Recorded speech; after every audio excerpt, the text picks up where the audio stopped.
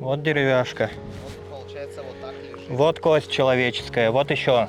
Получается, мертвого ложили и вот так накрывали этими досками, и потом сверху уже Сверху хоронили. засыпали. Да, да, вот раз, два, они все так симметрично идут.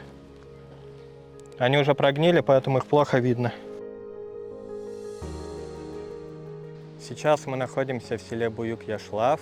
Современное ее название Репино. Раньше это была крымско-татарская деревня. Мы в центре села. Квартал назывался Орта-Кесек-Маале. Тут была мечеть, центральная мечеть. Вообще в селе было 3 мечети. Это была центральная. Также за моей спиной находится школа, 7-летка.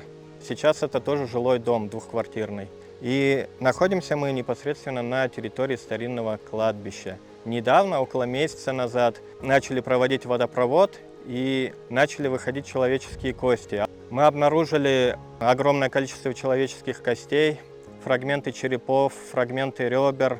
Член нашей команды Рушти Таиров разговаривал с исследователем молодым Рифатом Изетом, его корни частично отсюда.